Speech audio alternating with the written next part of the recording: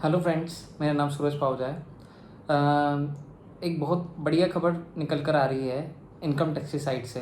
Income tax के जो forms हैं वो अमेंड कर दिए गए हैं कोविड-19 को ध्यान में रखते हुए। आज कुछ नए टॉपिक्स हैं मेरे पास में, जिसमें टॉपिक्स मैं कवर करूंगा। एक एफडीआई का, एक रिवर्स रेपो रेट का और एक इनकम टैक्स से रिलेटेड नए फॉर्म्स का। तो आइए जल्दी से वीडियो शुरू करते हैं। सबसे पहले बात कर लेते हैं इनकम टैक्स को लेकर।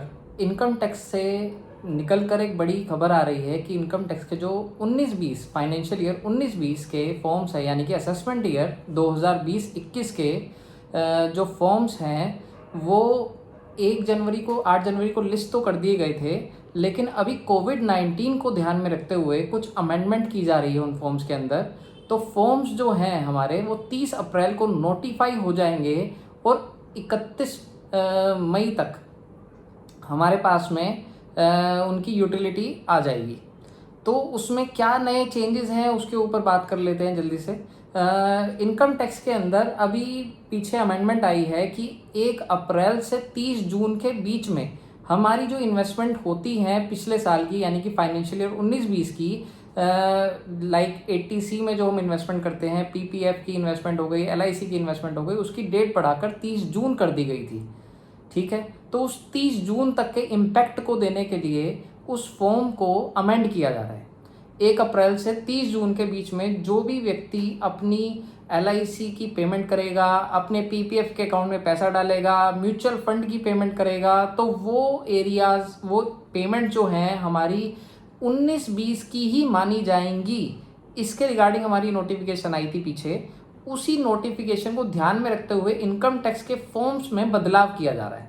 वो बदलाव हमारा 30 मई तक फॉर्म्स आ जाएंगे, 30-31 मई तक, और उसके बाद में हम लोग वो यूटिलिटी के तौर पे अपनी रिटर्न जो है आगे भर पाएंगे। ये बात हुई इनकम टैक्स की। अब बात करते हैं एफडीआई की। एफडीआई क्या होती है? Foreign direct investment. Foreign direct investment का मतलब हो गया कि फॉरेन से डायरेक्टली होने वाली investment in our home country. क्या होती है एफडीआई? एफडीआई एक बेसिकली इक्विटी के अंदर अपनी शेयर होल्डिंग बढ़ाने की का एक तरीका है। 2 तरीके से इन्वेस्टमेंट होती है। अगर कोई बाहर की कंपनी हमारी इंडिया की कंपनी के अंदर इन्वेस्टमेंट करना चाहे तो 2 तरीके से कर सकती है। एक पोर्टफोलियो बेसिस पे, यानी कि आप आए और सिर्फ परचेज करा और थोड़े टाइम बाद उसको सेल करा और आपने एग्जिट ले लिया अपना प्रॉफिट बुक करके। दूसरा हो गया कि अपनी शेयर होल्डिंग, अपना कंपनी के अंदर इक्विटी की शेयर होल्डिंग परचेज करना। कंपनी के अंदर इक्विटी के शेयर होल्डिंग का परचेज का मतलब मालिकाना अधिकार ले लेना। उस मालिकाना अधिकार को लेकर एफडीआई के अंतर्गत कुछ अमेंडमेंट आई है। गवर्नमेंट ने उसके ऊपर, मोदी गवर्नमेंट ने इसके ऊपर एक अच्छा डिसीजन लिया है कि अब से पहले और अब में क्या फ़र्क है, दोनों बता देता हूँ।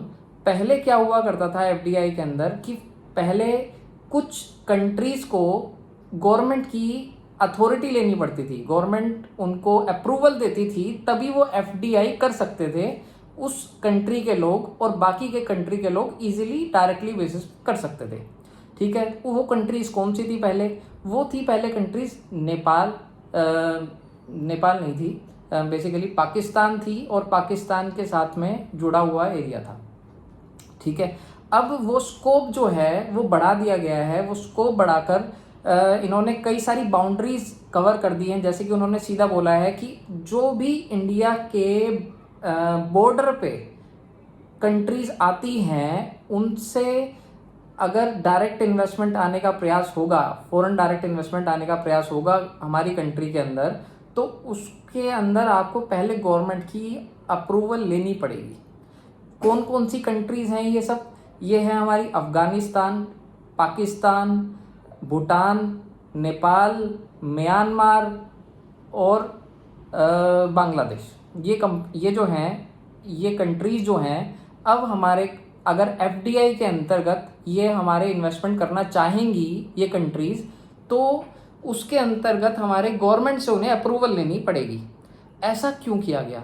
अभी आपको एक न्यूज़ पता चली होगी कि एचडीएफसी में 1% से ऊपर की होल्डिंग चाइना की कंपनी ने, पीपल बैंक जो है चाइना का, उसने इन्वेस्टमेंट कर ली है। इससे चाइना जो है हमारी कंट्री के अंदर अपनी इन्वेस्टमेंट बढ़ाना चाह रहा है, अपनी रूलिंग बढ़ाना चाह रहा था, और रूलिंग बढ़ाकर वो कहीं ना कहीं हमारी इंडियन कंट्रीज के ऊपर रूल करने का प्रयास करना चाह रहा था। क्योंकि अभी कोविड-19 के चलते सारे के सारे शेयर्सों की वैल्यू जो है काफ़ी कम दामों पर आई हुई है। तो उसको देखते हुए गवर्नमेंट ने एक अच्छा स्टेप लिया है, डिसीजन लिया है कि अब जो है बाहर की कंपनी अगर इन्वेस्ट करना चाहेगी, काइंड ऑफ चाइनीज़ कंपनी और रिलेटेड जो भी मैंने नाम बताए हैं, वो कंपनी अगर इंडिया में इस किसी कंपनी पे इन्वेस्टमेंट करना चाहेगी, मालिकाना अधिकार चाहेगी, तो उसके लिए पहले गवर्नमेंट से अथॉरिटी लेनी पड़ेगी। हालांकि पहले भी चाइना का हमारी HDFC बैंक के अंदर, पीपल बैंक का जो चाइना का बैंक है, उसका 0.8% हिस्सेदारी थी।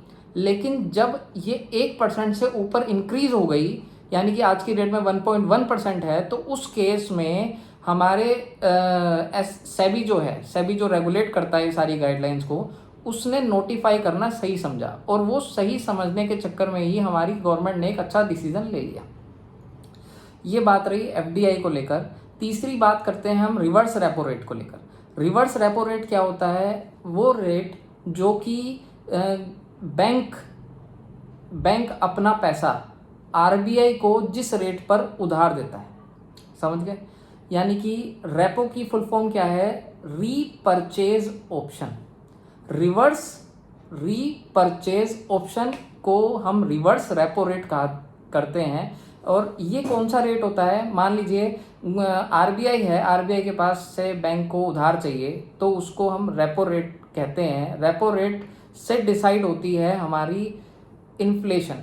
मान लीजिए हमारी RBI ने रेपो रेट को कम कर दिया, यानी कि जो उधारी है बैंक को देने के लिए, कहा कि पहले लेट सपोज मैं 5% पे आपको ब्याज पे उधार देता था, अब मैं आपको 4.5% पे दूंगा, तो उनका प्रॉफिट कहीं ना कहीं बढ़ गया।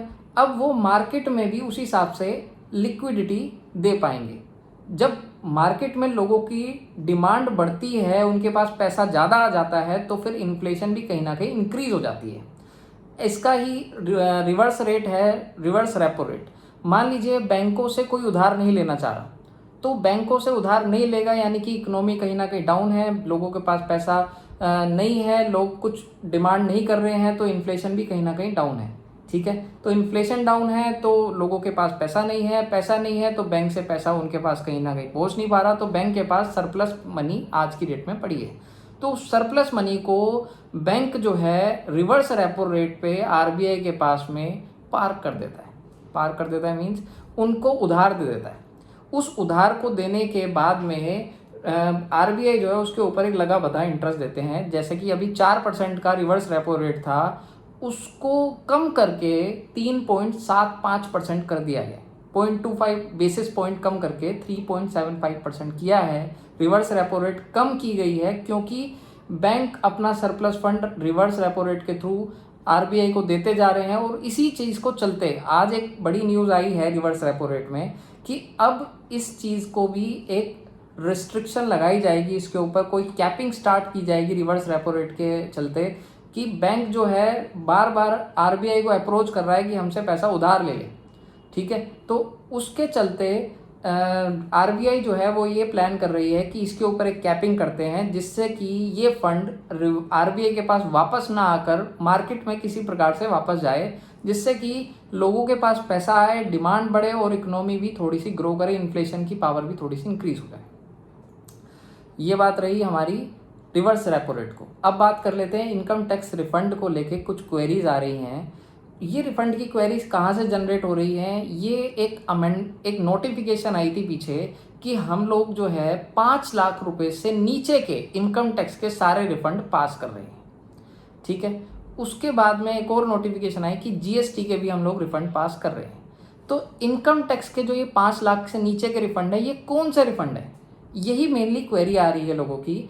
ये वो रिफंड हैं जो कि 19-20 से नहीं, ये 18-19 से बिलोंग करते हैं। फाइनेंशियल ईयर 18-19 से बिलोंग करने वाले ये रिफंड है, ना कि फाइनेंशियल ईयर 19-20 से।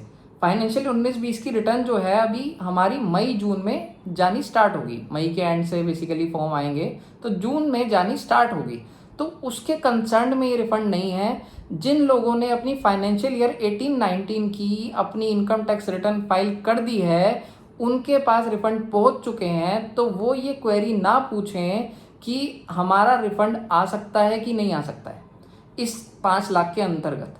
तो उन लोगों के लिए ये 5 लाख वाली स्कीम एप्लीकेबल नहीं है। उन लोगों के लिए है जिन्होंने अपनी फाइनेंशियल ईयर 18-19 की रिटर्न अभी तक नहीं फाइल करी है। उनके पास अभी 30 जून 2020 तक का टाइम गवर्नमेंट ने दिया है।